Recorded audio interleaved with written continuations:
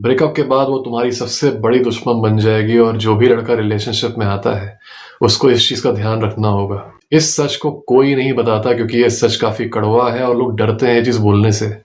पर वो लड़की जो तुमसे अभी बहुत प्यार कर रही है, तुम्हारे को वो अपना समझ रही है, तुम्हारे सबसे ज्यादा क्लोज है, काफी हाई चांस है, 85% से ऊपर चांस है कि ब्रेकअप के बाद ये लड़की तुम्हारी सोन एनिमी बन जाएगी, दुश्मन बन जाएगी।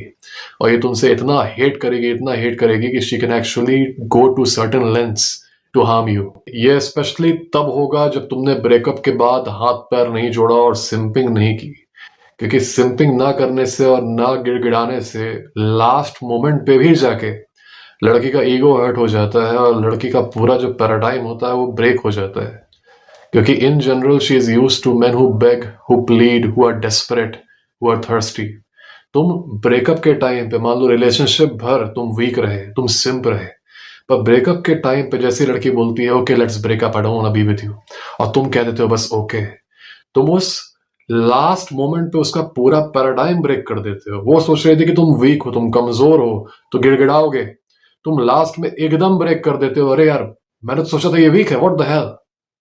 और इससे उसके ईगो को बहुत बड़ा ब्लो पहुंचता है, स्पेशली अगर तुम्हारा उससे ब्रेकअप हुआ और ब्रेकअप के ठीक बाद तुम्हारी कोई और गर्लफ्रेंड बन गई जो कि उससे भी अच्छी है। This is the biggest blow to her ego. उसका प्रॉब्लम बेसिकली ये है कि क्यों नहीं इसने मेरे पीछे गिड़गिड़ाया, ब्रेकअप के बाद भी ये मेरा इंतजार क्यों नहीं कर रहा है, मुझे वैलिडेशन क्यों नहीं मिल रही इससे। क्योंकि अगर कोई लड़का ब्रेकअप के बाद भी लड़की का इंतजार कर रहा है, सिंपिंग कर रहा है, कई लड़के करते हैं, कई सारे ऐसे एग्जाम्पल्स हैं, अगर ब्रेकअप के बाद भी लड़की का इंतजार कर रहा है तो लड़की को ये फीलिंग आती है कि देखो मैं कितनी अट्रैक्टिव हूँ कि मेरे लिए लड़के अपनी जिंदगी दे दे रहे हैं, वो 10 साल से मेरे ही बारे में सोच रहे हैं, बस मेरा ही इंतजार कर रहे हैं। मैं सोचो मैं कितनी ब्यूटीफुल हूँ, मैं कितनी वैल्यूबल हूँ।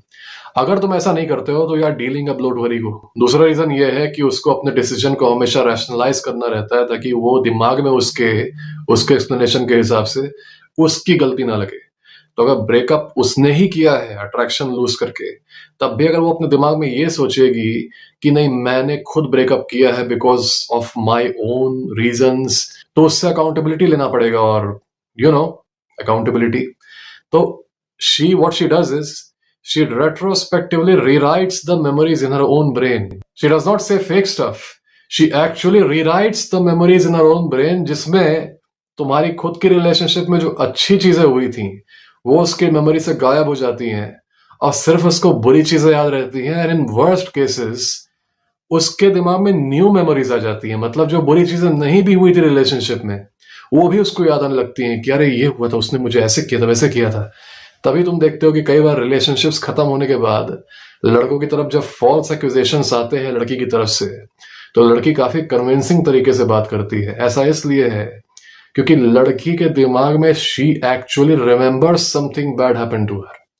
ओके, वो झूठ बोलेगी तो लगेगा भी इतना आवाज में कि झूठ बोल रही है, पर अपने दिमाग में उसने क्योंकि मेमोरी ही रीराइट कर ली है in order to escape accountability, तो वो जब वो बताती है कि इसने मुझे ऐसे अब्यूज किया, वैसे अब्यूज किया, वो बता फेक चीजें रही है, पर उसके अपने दिमाग में because of mandala effect memory जो है वो रीराइट हो चुकी है, वो चेंज हो चुकी है। So she genuinely thinks that whatever she is saying actually happened. ये होता है दिमाग का खेल।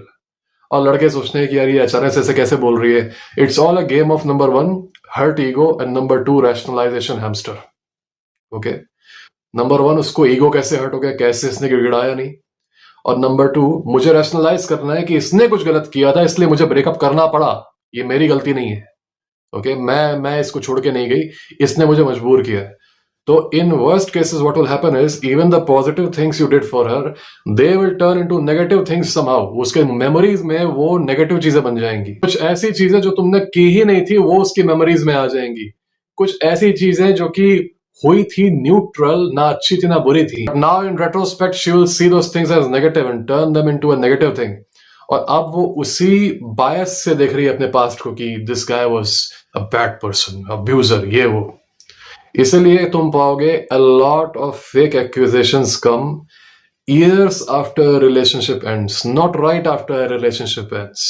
तुम पाओगे एक लड़का किसी लड़की के साथ रिलेशनशिप में था 2002 में, और तुमको 2020 में सुनने में आएगा कि मतलब 2002 में हम दो रिलेशनशिप में थे और वो ऐसा था वैसा था। अपनी सेफ्टी के लिए ये याद रखना जरूरी है कि right after the breakup understand she will turn into your worst enemy. Okay, कितना भी तुम लोग के बीच में प्यार रहा हो, कितनी भी नजदीकियां रही हो, अगर तुम्हारा ब्रेकअप एमिकेबल तरीके से भी हुआ हो, दोस्त वाली तरीके से भी हुआ हो, एकदम फ्रेंडली तरीके से हुआ हो, तब भी as time passes and you are not simping for her again and you are only in no contact, she will turn into an enemy and she will never talk nice things about you. वो तुम्हारे बारे में कुछ ना कुछ खराबी बोलेगी, क्योंकि उसकी दोस्त वगैरह आके पूछेंगे ना उससे, तुमने उसको क्यों छोड़ दिया, इतना अच्छी रिलेशनशिप थी, वो इतना अच्छा लड़का था। Would she say कि मेरा अट्रैक्शन खत्म हो गया था? She will be shamed if she says that. Imagine that. अगर वो ये बोलेगी कि नहीं, बॉयफ्रेंड तो मेरा बहुत अच्छा था पर मेरा अट्रैक्शन खत्म हो गया उसके लिए, she will be shamed by her own friends. तो she has to cook up a story, right? कि असल में वो साइको था यार, तुमने देखा नहीं वो मुझे कितनी बार कॉल कर रहा था, असल में he was a very very bad toxic guy. And she will then make up some actual memories into her mind कि you did this, you did that. तुम में से जिन भी लोगों का ब्रेकअप हुआ है या फिर ब्रेकअप होने वाला है या फिर तुम्हारा किसी एक्स से कॉन्टैक्ट है, थोड़ा सावधान रहो। याद रखो कि जो लड़की तुम्हारी बहुत ही ज्यादा ट्रस्टेड लवर थी, बहुत ही तुमको पसंद करती थी, तुम्हारी सबसे क्लोज थी, I understand that, and she did love you, she did have those feelings for you, वो फेक नहीं था, पर after breakup she will turn hostile. इस चीज का ध्यान रखना, इस चीज का अवेयरनेस रखोगे तो तुम बहुत ही सेफ रहोगे। बस अवेयरनेस रखना ही काफी है, so that it does not catch you of guard. अगर तुमको पता है कम से कम कि कोई हॉस्टाइल एलिमेंट है तुम्हारे आसपास, as long as you can identify that hostile element and you can gauge the intention, तुम सेफ रहोगे। तुम एकदम फ्लो में बहे जा रहे हो, सोच रहे हो कि सब हवा हवाई है, then yeah, you'll be caught off guard. जैसे कि कई सारे लड़के they are caught off guard. This applies to most relationships. बहुत ही कम ऐसी रिलेशनशिप है जहां पर the woman will still have a very very positive image of you after breakup. She will still talk good about you, she will still respect you. और जब कोई पूछेगा कि ब्रेकअप क्यों हुआ, तो she will just choose to remain silent. Okay? वो ये भी नहीं बोलेगी कि मेरी गलती थी या उसकी गलती थी. She will just choose to remain silent, but she will not trash you. ये चीज मैं अभी से बता दे रहा हूँ ताकि तुम लोग सावधान हो जाओ, क्योंकि अधिकतर लड़कों को ये चीज बहुत ही ज्यादा शॉक कर देती है, क्योंकि लड़की बताती नहीं है कि now I am your enemy. Notify नहीं करती। अचानक से वो लड़के उसके एक्शंस के थ्रू देखते हैं, उसकी बातों से देखते हैं कि बाप रे, ये तो मेरी गर्लफ्रेंड थी, अब तो एकदम हॉस्टाइल हो चुकी है, दुश्मन बन चुकी है। I am warning you beforehand, ताकि तुम्हारे दिमाग में एक कंफर्ट रहे। If it happens to you, you do not get shocked, do not get scared. कई लड़के डर जाते हैं क्योंकि that same person who was very much close to you, अगर वो तुम्हारे खिलाफ इतना हेटफुल बन जाए अचानक से, तुमने कुछ किया भी नहीं, ब्रेकअप हुआ, तुमने एक्सेप्ट कर लिया, दैट इज इट, तुमने कुछ किया भी नहीं एंड शी टर्न्ड हेटफुल, तो ये शॉकिंग होता है। तुम्हारे खुद के दोस्त मान लो, कभी बहुत क्लोज तुम्हारे दोस्त हैं, और तुम अगले दिन क्लास में जाओ, अचानक से वो सब तुमसे गुस्सा हो रहे हैं, नाराज हो रहे हैं, तुम शॉक हो जाओगे। You can expect that from your enemies. दुश्मनों से ये बिहेवियर एक्सपेक्ट कर सकते हो, यू विल बी चिल। पर अगर तुम्हारे खुद के जो क्लोज वंस हैं वो अचानक से हॉस्टाइल हो जाए, तो it is a creepy feeling, it's an eerie feeling, it feels like you are in danger. I get that. I am telling you that this happens, you have to prepare yourself mentally for it. The next time you face a breakup, even the next time you get into a relationship, understand that the woman you are with, बहुत high chance है कि breakup के बाद she will turn into your enemy. Okay?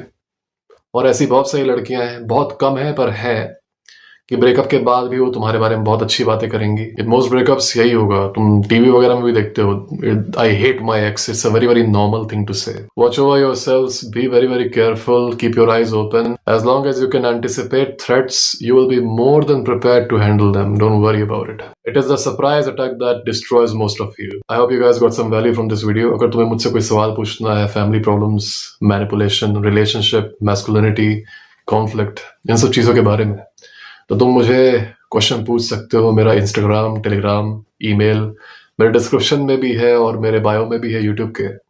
अगर तुम्हें मुझसे कोई emergency consultation चाहिए तो मेरे यूट्यूब के बायो में जाओ, सबसे पहला जो लिंक है वो मुझसे कॉल बुक करने का ही है। तो talk to me on the call and we will destroy your problem. I really wish the best for all of you. God bless you all.